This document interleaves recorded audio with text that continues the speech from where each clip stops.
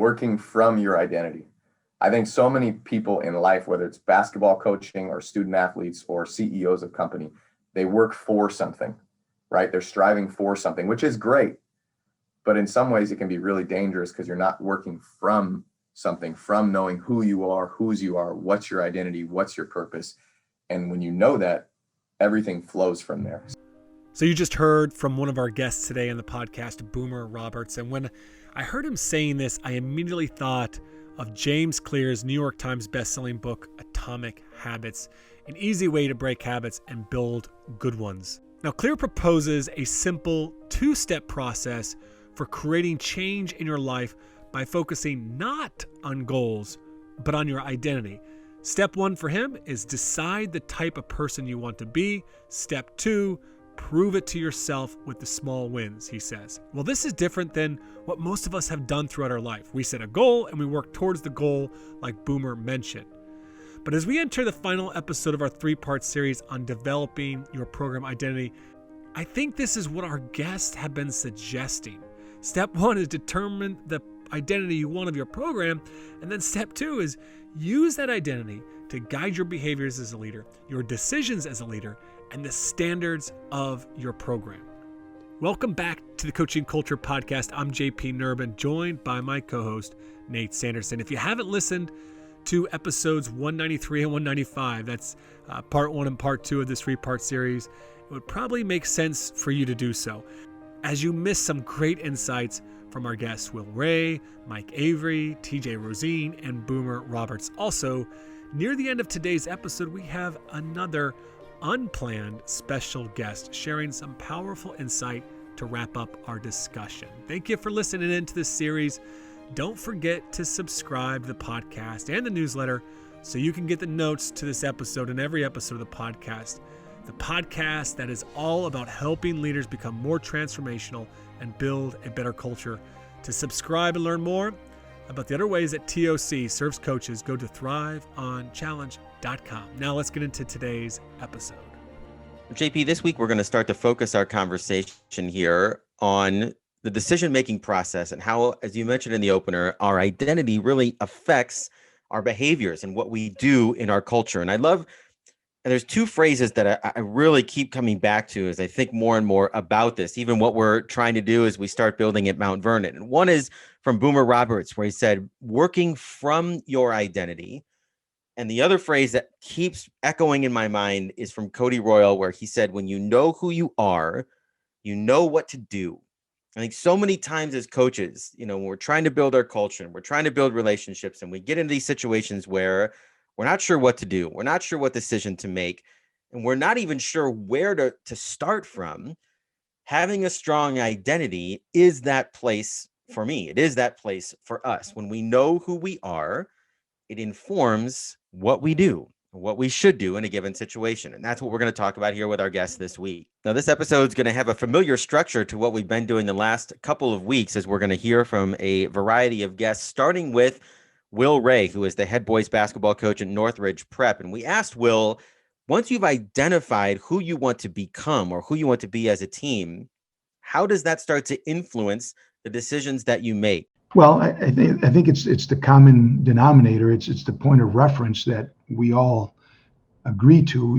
Before the season starts every year, I have a team meeting, and I always tell the players, get comfortable in your seat, because this is going to be the longest meeting of the year, and we're not going to talk at all about basketball, although we're going to talk a lot about basketball, right? But it's not X's and O's. And I go through usually a PowerPoint presentation and talk about our program and show the pictures of all our former senior classes that have gone through, and talk about the standards that they have established, the customs, the traditions, what we're about. And then we usually have some type of interactive activity after I'm done with the PowerPoint, where guys are getting in small groups or getting in pairs, and I pose certain questions, and it's a long meeting. It takes probably an hour and a half, maybe sometimes longer. And just to get everyone to understand that, look, if you're signing on to be a part of this, then you have to understand what we're about. And the thing that we're about, this is not Coach Ray's program, or it doesn't belong to the coaching staff. This program belongs to, as I like to say, there are three types of players in our program. There are the former players, there are the current players, and the future players, right? And this program belongs to all three. And obviously the former players have set the standards and have passed the baton and the torch on to us. And then now it's our responsibility to uphold this and then pass that same baton or torch on to the next group of Northridge Knights. So anyway, I think my role is more of, I guess, being the curator or the caretaker of the program, and that I have to help pass this torch on from one group to the next. But I find that the best senior classes that we've had have been the ones that have taken on greater responsibility for living our identity, for living our culture, and then in turn passing it on to the next group. Next, we're going to hear from TJ Rosine, the head men's basketball coach at Emmanuel College. And TJ is going to talk a little bit about how their identity helps to resolve the conflict and tension between competing values. In other words, if you want your guys to show up and play hard and compete with a chip on their shoulder, and yet have great sportsmanship and honor their opponents, how do you balance those things? Let's hear from TJ. When we're trying to develop this within our team, and again, gratitude can go slightly different in one direction from one team to a different team, and attitude can as well. When I kind of spoke on the first one about gratitude, if I was speaking to this one about attitude, kind of giving a more tangible example, is, it informs, like, when you think about, all right, how do we show up as a team that has a chip on our shoulder without being dirty, without not playing the game the right way, without disrespecting our opponent, without, those are the kind of things that form our conversations and form the decision-making and building that. And, when the quote you talked about a second ago, like when you know who you are, and we talk about that in our attitude piece all the time. Like, look, there's no reason to talk trash. Like, your game will do that for you. And so if you've worked hard enough and you're good enough, let your game speak. And I think that goes back to, hey, I know that win, lose, or draw, I have put in the work. I'm going to bring great energy. I'm going to play this game with passion. You are going to get my best.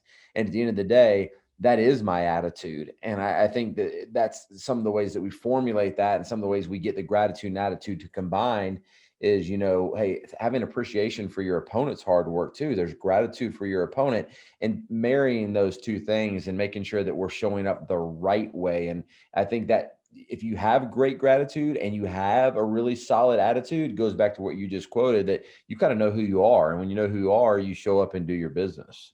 We posed the same question to Boomer Roberts, the head men's basketball coach at Purdue Northwest. And he talked a little bit about how when your identity takes hold, your players really begin to police the standards. It informs their behaviors and decision-making. And then the coach sort of comes along just to support that process. I think once you're about something and you have surrounded yourself with people who are about the same things, it almost takes the decision-making out of it, because there is no decision, if that makes sense. We talk about building faithful husbands and loving fathers. Well, there's going to be certain times in your life where you're tempted or you struggle with patience with your kids. If you just know, like, these are the things I'm okay with doing and these are the things that I'm never going to do, well, then that decision-making process is taken away, because you just know, no, I'm not about this. Same thing happens on a basketball court or in a program or in a locker room. If you surround yourself with the right assistant coaches and the right players, I just believe that it exposes, it reveals what people are really about, so that those decisions, it's like, hey, we are going to do this every single day, and we are not going to do this ever. And when it happens, we're going to address it, and it's going to be clear that, man, this does not embody what we are about. And most of the time, Nate, if I'm being honest, especially as we've grown this program, the players are the ones who police that, if you will. They know right away, like, no, we don't do that. And it ends right there. Or, hey, man, you're not giving us enough of this, of joy, of love, of toughness, body language, things like that. And it ends right there. Every once in a while, a coach will have to step in and say, hey, how are we doing here? Self-check, And then I would say this, we ask our guys, we are very open. We have again, talking about where you can catch other programs in your league, or, you know, if you're trying to win at the highest level, I'm the worst coach in our league. If you took a poll, they'd probably say that. Okay. And our resources are near the bottom. But I think we can catch guys because of the way we love each other, because of the joy we have with our teammates and our players. And then we ask them, like, hey, how are we doing as leaders? What do you need from us to be more in the fight? Do you feel that we're in the fight with you? And so it's a constant self-check of each other. It's accountability. And I think it's fun. Everybody uses accountability as like this it's a sexy term in society, but it's really just about barking at each other and making sure you stay in line. But in this scenario, it's about making sure everybody's going the same direction. And honestly, when you surround yourself with the right people, it's simpler than you think because it's so clear. So what was brilliant about those three examples from those three different coaches was they've kind of outlined a little bit of a process. Like Boomer talks about how when the players take ownership, when you start to do some, standard setting, setting the standards, using your identity, using those values, when you allow them to be a part of that process, they're more likely to take ownership and police those behaviors. And honestly, I think that is probably one of the most important pieces of all this. Like whether a coach can come up with those core values or those phrases, but allowing the players to take those values and those phrases to set the standards, that is really, really empowering. Now, one of the other things I really like that TJ spoke about was getting more clarity around what that looks like for them. I think it's great to sit down with them at the beginning of the year and talk about, those type of standards. But one of the things that we encourage coaches to do is what we call the standards review. So if your cultural identity, your values are love and effort, it's talking about, before a game, like, hey, what's love and effort going to look like if they go on an 8-0 run against us and, we have to call a timeout? What's love and effort look like in that moment? What's love and effort look like in the hallways of our school? And you're not always going to do that at the beginning of the year, but it's throughout the year, looking and seeking greater clarity and coming back to those values, that identity to shape those behaviors. Well, JP, what you've identified there is really, where the rubber meets the road, where the identity starts to transform itself into behaviors. And I think those questions are so valuable. They're such great guides for the conversations that we want to have with our team. When I think about the first team meeting that we're going to have together at Mount Vernon, I think we're going to start with a couple of words that are going to be the foundation for us: gratitude, effort, and love. But when you think about what do those things look like, when our team comes together in all these different contexts, like it can be a little overwhelming to think about the locker room and the bus and on the court and practice and in the cafeteria and the weight room and the film room. It's too much to handle at one time, right? And so I think the way that we're going to approach that is we're going to think about the first two manifestations of that: open gym and the first time our freshmen come in and join the high school program, and just start the conversation there. What does gratitude and effort and love look like in those two contexts? And then when they happen, we just try to celebrate it or acknowledge it or recognize it. So hopefully it starts to perpetuate itself as we continue on through the off season. And we asked Mike Avery this question as well. And one of the things I loved about Mike's answer is that he really infused a growth mindset into how this identity evolves. And Mike's going to talk a little bit about how it's an ongoing conversation, it's ongoing reflection, and the identity and the manifestation of it in terms of how it's applied on his team continues to change over time. Yeah, I think first of all, the quote is a good one because I think it's very true. I mean, the clearer picture that we have, whether it's who I am as an individual or who we are as a group, certainly the much easier it is to try and live up to that. Right. And so oftentimes, I get a kick out of watching, I have two younger kids, one's in high school and one's in middle school. And I watch a lot of youth sports as a result. And you see a coach on the sideline who's standing there giving 100% of everything, all that he is, and screaming at the top of his lungs frantically for everybody to calm down. Something like that, that just, they're not living what it is that they're trying to say because they're caught up in the moment too. And again, I've been there as a coach. I've been there and done that. And I think what's happened for me is the more self-reflection, the more introspection, the more conversations that I'm willing to have, where I'm kind of being a little bit more vulnerable, sharing a little bit more, digging in with other people a little bit more, and just learning about, like, who am I? What is this whole thing about? What is important to me? As I'm willing to do that with myself, and really just spend time thinking and listening and talking about it and reflecting on it, it just makes it a lot easier for me then to impart those things to my team, to say, this is what I think this is important. Here's why it's important.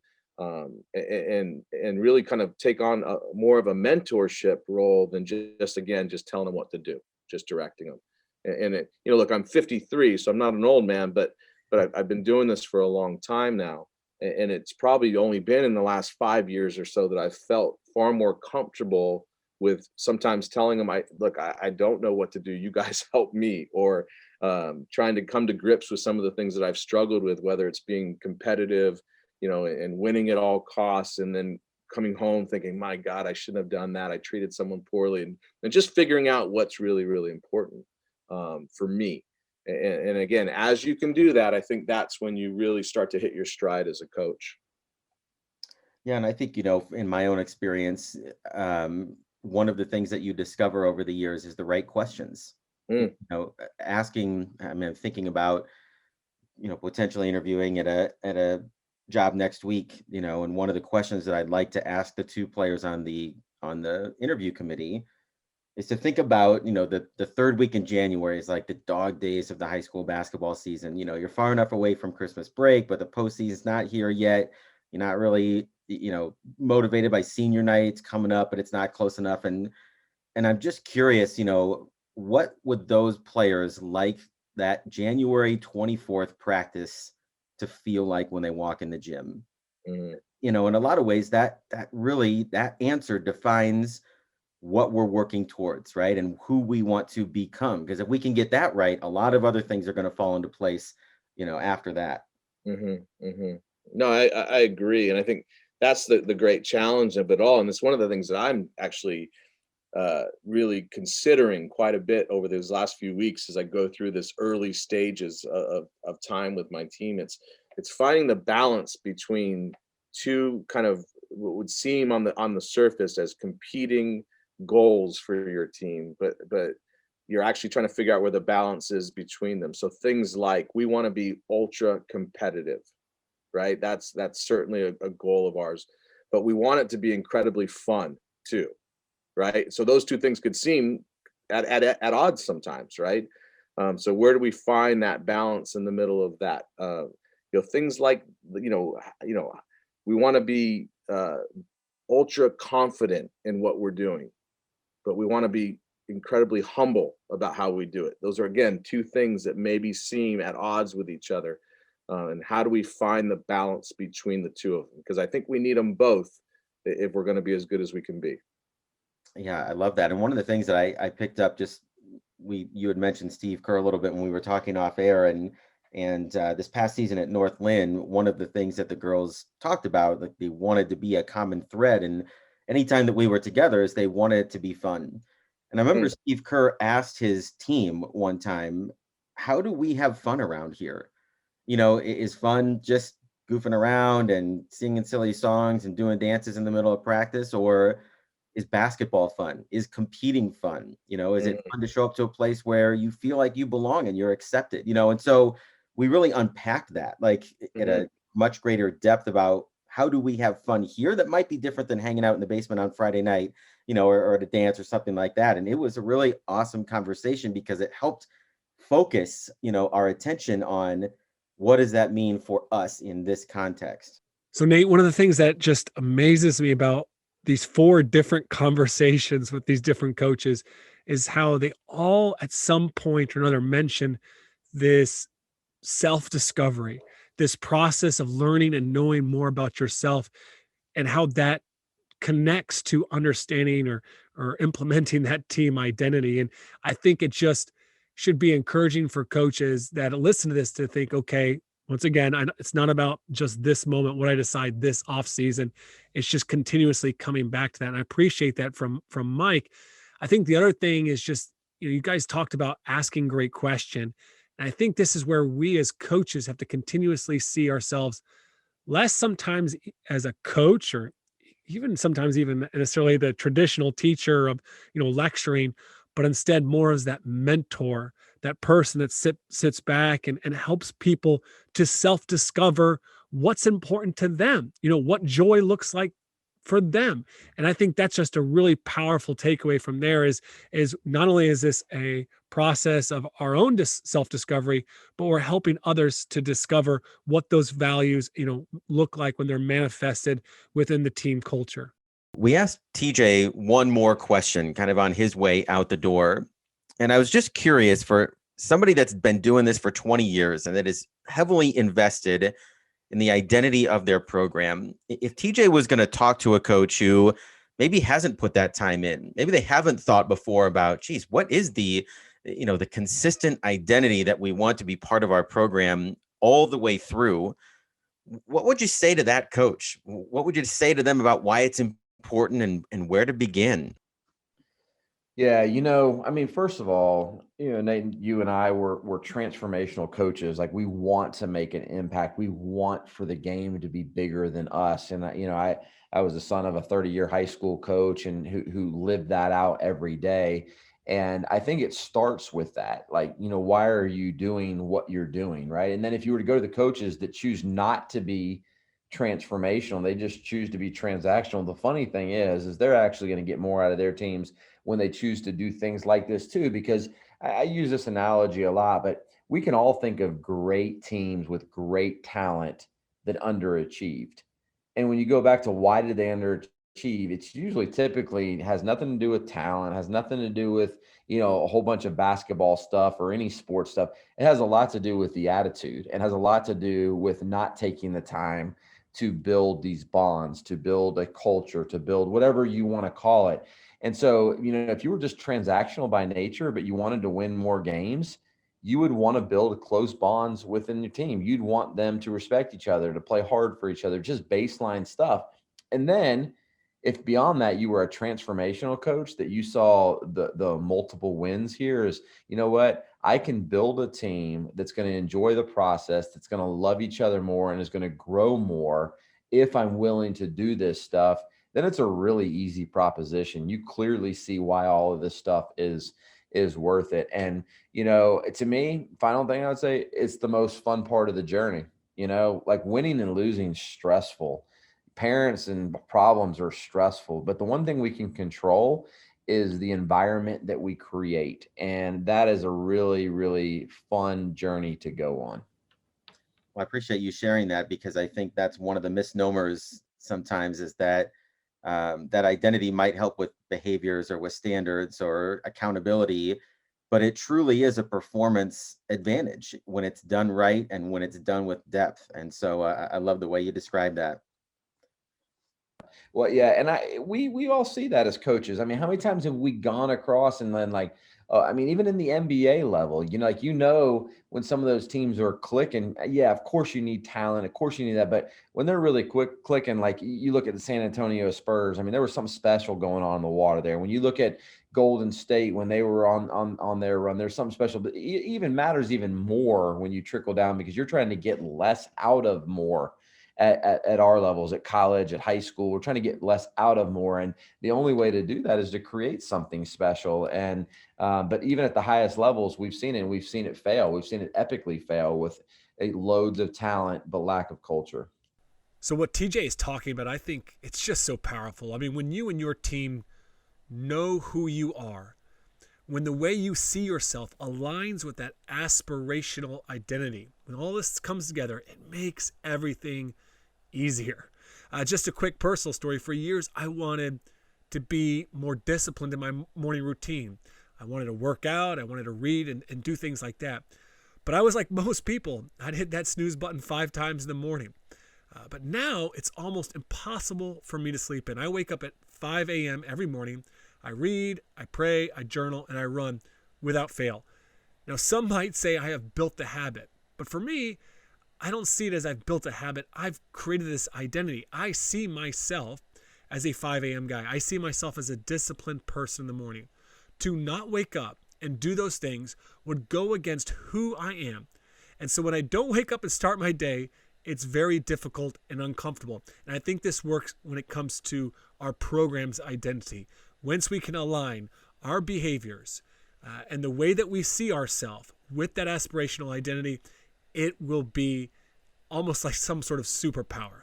Now, before we finish up, we've got one more conversation we want to share with you. So a few weeks ago, in the middle of the production of this 3-part series, we had a TOC community roundtable one evening. Now, these roundtable events, these are events where we bring together the nearly 50 coaches in the mentorship program onto a Zoom call, and myself and Nate or another coach in the community might present on a certain topic. And in this one, we had Jonathan Tozinski in the hot seat a few weeks ago. And now JT, he was the freshman head basketball coach at Bergen Catholic in New Jersey the last 4 seasons. And Bergen is one of the most successful high school teams in the country. And on the call, JT was sharing some great advice for other coaches on how he built the freshman team's culture within the culture of TCC, trust, care, and commitment, that head coach Billy Armstrong had implemented already. Now, one of the many coaches on that call actually happened to be Dr. Jerry Lynch, and he was a guest on episodes 173 and 174. Jerry is the author of many books, and he's a mentor to coaches like Steve Kerr, Anson Dorrance, and Quinn Snyder. Well, Jerry, he decided to share some advice with JT because JT had just gotten, in the last month, his first head coaching job running a high school program in New Jersey. So he went from freshman coach to now being the varsity coach. So hopefully now that's enough background information that this excerpt from our roundtable that I recorded, that this makes sense, because what Jerry says sums up the last 3 episodes so well. Okay, so the first comment I want to make, because it's really an illusion, Bergen Catholic, the TCC, a lot of coaches out there that are listening to this think, okay, what I'll do is I'll adapt TTC and then I'll be successful. Mm-hmm. It's very important for all of us to really understand that TTC worked for Bergen Catholic. And I don't know Billy, but I imagine because TCC is who Billy is. Mm-hmm. That being said, if you're going to come up with values for your team, like Steve Kerr comes up with joy, enthusiasm, compassion, selflessness. This is Steve Kerr. That's who he is. Another person, Quinn Snyder, does the same thing. These people come up with values, but I just want to say, if you're going to come up with values for your culture, they've got to be you and who you are, because it's going to be very difficult to implement values that aren't who you are. And if it's who you are, the kids will not only hear it, they'll see it and they'll feel it. So that's a very important point I want to make. The other important point is, just because you have values, nice words that you put on the wall, doesn't mean that they're going to be implemented. You need to implement the values. And what I've had a lot of success with in implementing values is I coach coaches how to coach values. So here you have the X's and O's, and here you have the values. If you want to be a great coach, you have to cross them over. And the way you teach a value is, for instance, one of my values is courage. When I'm watching a group of athletes play, I'll blow a whistle and I'll stop the whole practice and I'll say, do you see what James did? He was demonstrating culture. He was demonstrating courage. That's part of our culture. Did you see that? How did he do it? Raise your hand if you think you can demonstrate culture. Oh, Pete, you can demonstrate culture. Wonderful. All right, Robert, you can demonstrate culture. Courage. Great. Go out and do that. So what you're doing is on the court itself, you're not only pointing out what the offensive set is all about, but you're calling out what it's like to have courage, to have patience, perseverance, integrity, selflessness. Boy, did you see what he just did? The epitome of selflessness. That's what we want in our culture. Now, everybody go out there and let's see if you can demonstrate selflessness. So my second point being is you can actually not just teach this, you can coach it and they can learn it while in practice. Okay. That might take 15 seconds of your practice time, Okay. but it'll give you 5 hours of amazing play down the road. When you call that out, you said, you see how he opened up space? That's selflessness. That's caring. That's love. That's who we are. Let's see if we could all do that. So every time you point that out, they get a reference point as to what these great words are, because they're great words. And I go into locker rooms and I see, all these great words all over the place. But what is it? What are they? And how do you demonstrate it? And so that's the implementation of a value system. Like Steve said to me one time, he said, he says, people can't take my values and have a championship team. They have to have their own values. So a coach says to me at the conference, JP, maybe you were at this conference, and a coach says, hey, Jerry, so what I want from you is I want you to make me a better Steve. And I said, I can't do that, but I can make you a better you. But you have to find out who you are. So what we have to do is we have to identify, who are we? What are our values? What do we value as a person, as a human being? And let's bring that to the kids, because those 3 or 4 values are not going to only change their game, it's going to change their life. We have list of values, and you look at them and you read them and you go off by yourself and you think about it. Wow, this is really me, or this value here is really me, or this is me. So you get a collection of 7 or 8 of them, then you whittle it down to about 4. Now you have these 4, you bring them to your team and you ask your team, these are my 4. What about one from the team? And you take the one from the team or 2 and you put them into the 4. Now you have 6. And then what you do is you coach to that. And what I like a lot of coaches do, and what I try to help them say is, at the beginning of the week, like this is Monday, right? No, this is Tuesday, but let's say it's Monday. This week, we're going to emphasize love. Or this week, we're going to emphasize connection or communication or courage.